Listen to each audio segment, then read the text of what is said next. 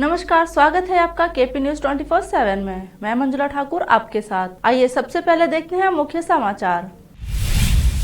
अगले साल से कर्नाटक में पेश किया जाएगा एनईपी। स्कूल शिक्षा और साक्षरता मंत्री बीसी नागेश ने यह बात कही। बेंगलुरु में आशा वर्कर्स ने समय पर वेतन इंसेंटिव भुगतान की मांग को लेकर किया प्रदर्शन। महाराष्ट्र कर्नाटक सीएम विवाद, कन्नड़ संगठन के सदस्यों ने बेलगावी में जलाया टायर, छात्रों से की मारपीट। सिद्धरमैया ने कनक जयंती पर काटा 75 किलो का केक, समर्थकों ने बताया भविष्य के मुख्यमंत्री।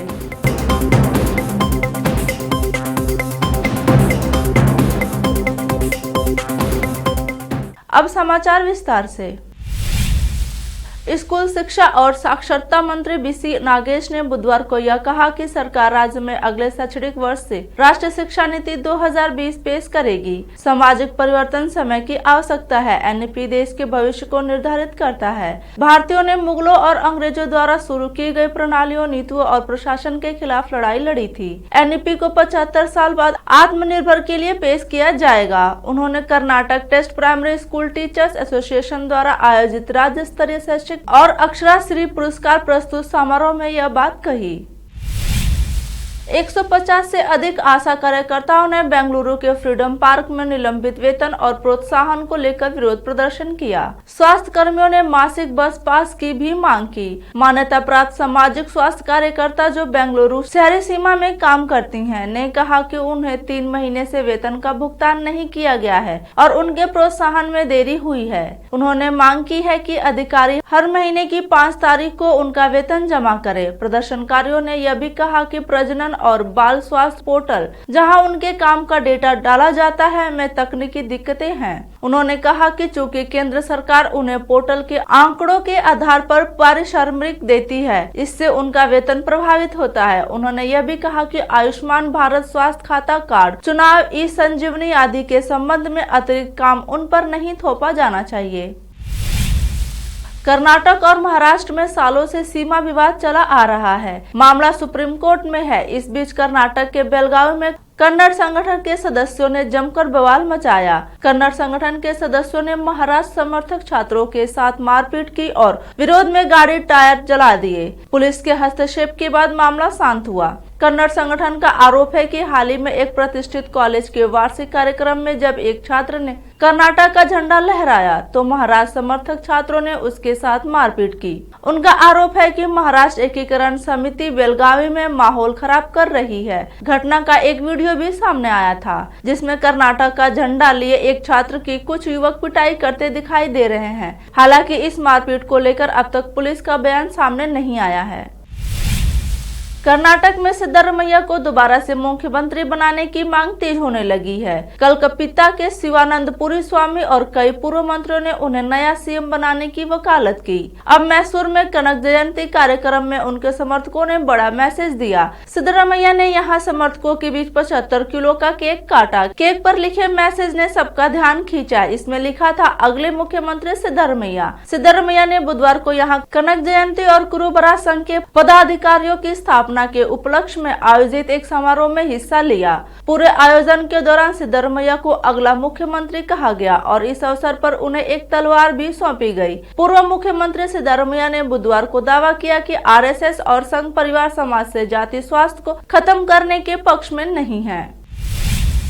चेन्नई में ग्लोबल हेल्थ केयर वेलनेस द्वारा आयोजित एक समारोह में जहीराबाद के प्रसिद्ध डॉक्टर सैयद अहमद अली को यंग मेडिकल एंटरप्रेन्योर अवार्ड से सम्मानित किया गया। क्रिटिकल केयर सेक्शन परीक्षा में कुल 528 डॉक्टरों ने भाग लिया, जिसमें 128 डॉक्टरों ने सफलता हासिल की, जिसमें जहीराबाद के डॉक्टर अहमद अली ने 6ठा स्थान हासिल किया। उनकी इस उत्कृष्ट सफलता पर चिकित्सक एवं सहकर्मी एवं मित्र उनके क्लिनिक पर पहुंचे और उन्हें हार्दिक बधाई दी तथा साल एवं माला पहनाकर उनका उत्साहवर्धन किया। इस मौके पर आजिम खान, मोहम्मद ताहा, मोहम्मद शकील, मोहम्मद इदरिस, सैयद मजीद, हकीम खान, इमरान खान, मोहम्मद फैज, असलम जावेद मौजूद रहे। जहीराबाद से केपी न्यूज के संवाददाता रिजवान की रिपोर्ट। अस्सलामुअलैकुम वरहमतुल्लाहि वबरकातुहू।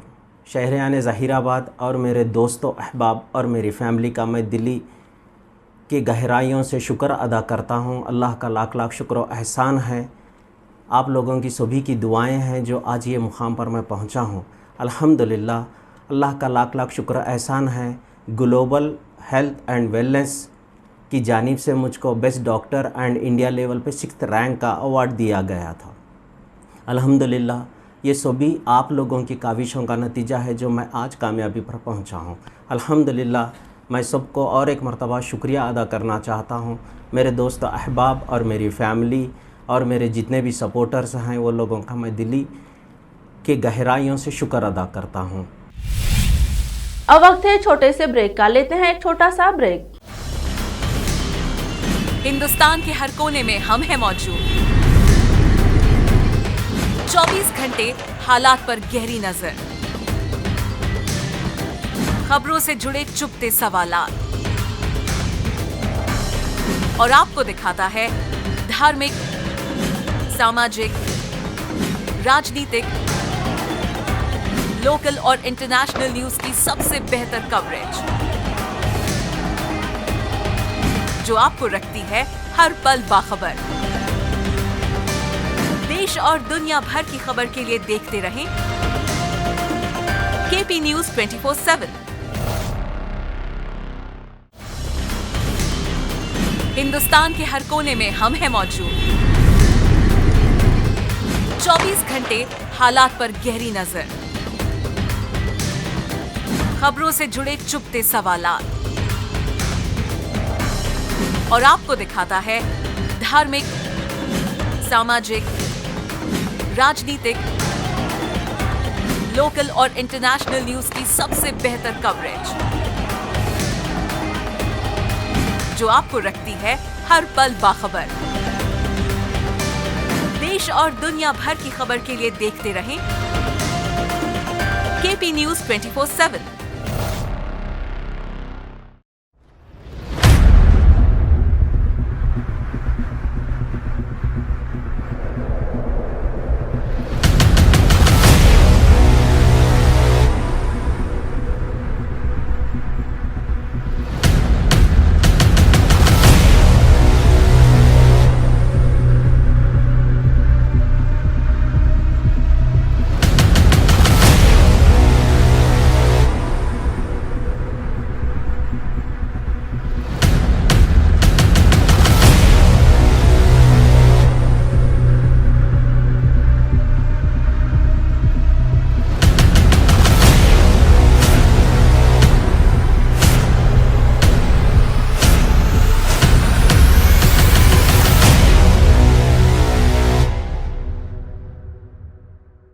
ब्रेक के बाद आपका स्वागत है। पूर्व सांसद जयाप्रदा ने आजम खान पर सवाल उठाया। उन्होंने ये कहा कि आजम खान बदजुबान हैं और आज यही वजह है कि उनको उनकी करने की सजा मिल रही है। जयाप्रदा ने कहा कि भाजपा फिर रामपुर में कमल खिलाएगी और भाजपा प्रत्याशी आकाश सक्सेना भारी मतों से विजयी होंगे। जयाप्रदा ने कहा, रामपुर में अखिलेश के आने से कोई फर्क नहीं पड़ेगा। मुस्लिम समाज तेजी से भाजपा में शामिल हो रहा है। सबका साथ सबका विकास होगा। रामपुर से केपी न्यूज के संवाददाता नाजिम मलिक की रिपोर्ट। की बात होती है तो हमने ये स्कूल बना दिया, हमने ये कर दिया, हम बर्बाद हो गए। क्यों बर्बाद हो गए हो आप? जब आपको जरूरत पड़ा तो आपने चुनाव के लिए आप आगे आ गए, आपको ही जिता रहे हैं। लेकिन रामपुर में ऐसे कौन से काम किया है जो लोगों के लिए रोजगार हो? लेकिन आपने कुछ भी नहीं किया है। आप अपने कथा पे आपने अपने भावुकों के आप हर मंच पर आप रो रहे हैं। कानून को आंसू नहीं चाहिए। कानून के विरुद्ध आप काम करते हैं और महिलाओं को खासतौर अगर आप सम्मान नहीं करते हैं और खासतौर जो ऑफिसर्स हैं उनके बारे में आप ऐसे गलत टिप्पणी करते हैं, क्या आपको छोड़ेंगे? कोई नहीं छोड़ सकता है। मैं पिछली बार बहुत दुखी थी। जब मैं रामपुर आती थी मुझे रामपुर आने नहीं देते थे। मैं निर्वाचित सांसद रही तभी मुझे मुरादाबाद जाना पड़ता था। और क्या महिला पाजेब से तुलना पड़ता है कि क्या हम पाजेब हैं? महिलाएं हम जो रेस्पेक्ट एक भाई की तरह हमने आपको राखी भेजा है उसका कोई कदर नहीं है। आज रामपुर वाले आपको बार बार जिता रहे हैं, लेकिन रामपुर वालों के लिए भी आप कभी भी नहीं सोचा है। परिवारवाद, परिवारवाद अपनी पार्टी का और परिवारवाद रामपुर में भी, जब तक ये खत्म नहीं होता है, रामपुर के लिए ऐसे कोई खुश हाल नहीं देख पा रहे। इसीलिए मैं लोगों से अपील करती हूँ, क्योंकि रामपुर मेरा है और रामपुर के लोग मेरे हैं, तो इसीलिए मैं सभी लोगों को मैं विनती से करती हूँ कि इस बार आकाश सक्सेना में क्या हम लोगों के लिए क्या हम रोजगार दे सकते हैं, या यहाँ पे उद्योग की बात होती है, लेकिन ऐसा कुछ भी नहीं है। सिर्फ एक परिवार के लिए रामपुर में हर 6 महीने में, हर 3 महीने में कुछ ना कुछ हो रहा है। तो आज मैं बहुत दुखी हूँ, क्योंकि मैं जब भी आई, रामपुर ने मुझे अपने पलकों में बिठा के मुझे 2 बार जिताया, और रामपुर के जनता को मैं शुक्रिया अदा करना चाहती हूँ।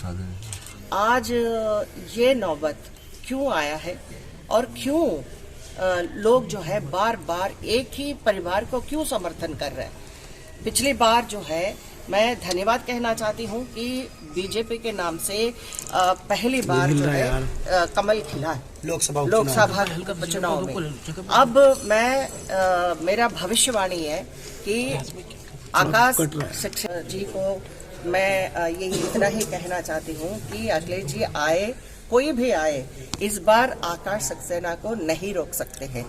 और मैं ये भी बताऊं कि जो मोदी जी और योगी जी ने अपने देश के लिए भी और यहाँ प्रदेश के लिए भी एक सरकार में लोगों को जो सुरक्षा दिया गया है, लड़कियां बाहर भी जाती हैं तो उनको सुरक्षा से वापस आने का एक हिम्मत दिया है।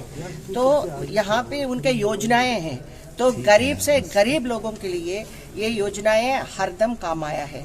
और मैं इतना ही बताऊं कि ये जो लड़ाई है गरीब मुसलमानों की, उनके जो रक्षा करने के लिए, उनके जो सम्मान के लिए ये चुनाव चल रहा है। रामपुर में 5 दिसंबर को उपचुनाव होना है, जिसको लेकर बरेली जोन के आईजी राजकुमार ने मीडिया से प्रेस कॉन्फ्रेंस कर कहा कि पुलिस की तरफ से सारी तैयारियां पूरी कर ली गई हैं। चुनाव में मतदाता निर्भीक होकर मतदान करे, इसकी व्यवस्था कर ली गई है। भारी पुलिस बल रामपुर में तैनात किया जाएगा और निष्पक्ष चुनाव कराया जाएगा। इसके लिए बदमाशों गुंडों पर भी कार्रवाई कर दी गई है। किसी को भी गलत कार्य नहीं करने दिया जाएगा। इसके अलावा बीएसएफ जवान, सीआरपीएफ जवान और पुलिस के जवान की कंपनियां लगाई जा रही हैं और पर्याप्त रूप से महिलाओं की भी ड्यूटी लगाई गई है। उपचुनाव में 164 मतदाता केंद्रों पर मतदान होना है, जिसमें 18 मतदान केंद्र संवेदनशील है, जिस पर पैनी नजर रहेगी। रामपुर से केपी न्यूज के संवाददाता नाजिम अली की रिपोर्ट। ये रामपुर में विधानसभा का उप निर्वाचन 5 दिसंबर को संपन्न होना है। इसको लेकर के तैयारियों की समीक्षा की गई। भारतीय निर्वाचन आयोग द्वारा का जो उनका मकसद है, मोटो है कि निष्पक्ष और शांतिपूर्ण तरीके से चुनाव संपन्न कराना और ऐसी व्यवस्था लागू करना जिसमें प्रत्येक वोटर, प्रत्येक मतदाता निर्भीक होकर के बगैर किसी भय और बगैर किसी प्रलोभन के अपने मत का प्रयोग कर सके। इसी मकसद की पूर्ति के लिए हम सभी यहाँ पर तत्पर हैं और रामपुर पुलिस और प्रशासन सभी लोग, सभी अधिकारी टीम भावना से काम करके हम सभी ऐसी व्यवस्था सुनिश्चित कराएंगे कि जो उप निर्वाचन 5 दिसंबर को संपन्न होगा वो शांतिपूर्ण तरीके से और निष्पक्ष तरीके से और पारदर्शी तरीके से संपन्न हो। झांसी में 7 साल के एक मासूम बच्चे की गवाही से उसके ही पिता को सजा हो गई है। बच्चे ने अपनी मां की मौत का जिम्मेदार अपने पिता को बताया। बच्चे की गवाही को विश्वसनीय मानते हुए कोर्ट ने अपना फैसला सुनाया। बच्चे ने कोर्ट में बताया कि उसके पिता ने उसकी मां को बेरहमी से पीटा था। उस समय मां के मुंह और नाक से खून निकल रहा था। अपर सत्र न्यायाधीश के कोर्ट ने बच्चे के पिता को 10 साल श्रम कारावास की सजा सुनाई है। अभियोजना पक्ष की तरफ से पेश हुई फौजदारी के जिला शासकीय अधिवक्ता देवेंद्र सिंह पांचाल ने बताया कि करगुआ के रहने वाले राकेश कुशवाहा की पत्नी पूनम अपने ससुराल में 6 फरवरी 2020 को मृत पाई गई थी। दोनों का विवाह 1998 में हुआ था। पूनम के परिवार ने राकेश पर उसके साथ मारपीट करने का आरोप लगाया था। पूनम की मां शकुंतला देवी की शिकायत पर पुलिस ने राकेश कुशवाहा के खिलाफ मुकदमा लिखकर जांच शुरू कर दी थी। जांच के बाद पुलिस ने राकेश के खिलाफ चार्जशीट फाइल कर दी। गवाहों में सिर्फ राकेश कुशवाहा का बेटा ही चश्मदीद था। दिल्ली पुलिस ने कांग्रेस नेता शशि थरूर को उनकी पत्नी सुनंदा पुष्कर की मौत के मामले में बरी किए जाने के खिलाफ दिल्ली उच्च न्यायालय में एक याचिका दायर की थी। करीब 15 महीने की देरी से दायर की गई इस याचिका पर अदालत ने कांग्रेस नेता शशि थरूर को नोटिस जारी किया है। पटियाला हाउस कोर्ट ने 18 अगस्त 2021 को पारित एक फैसले में शशि थरूर को मौत के मामले में आरोप मुक्त कर दिया था, लेकिन एक बार फिर उनकी मुश्किलें बढ़ती दिख रही हैं। आखिर में फिर एक बार देखते हैं मुख्य समाचार। अगले साल से कर्नाटक में पेश किया जाएगा एनईपी स्कूल शिक्षा और साक्षरता मंत्री बीसी नागेश ने यह बात कही। बेंगलुरु में आशा वर्कर्स ने समय पर वेतन इंसेंटिव भुगतान की मांग को लेकर किया प्रदर्शन। महाराष्ट्र कर्नाटक सीएम विवाद, कन्नड़ संगठन के सदस्यों ने बेलगावी में जलाया टायर, छात्रों से की मारपीट। सिद्धरामैया ने कनक जयंती पर काटा 75 किलो का केक, समर्थकों ने बताया भविष्य के मुख्यमंत्री।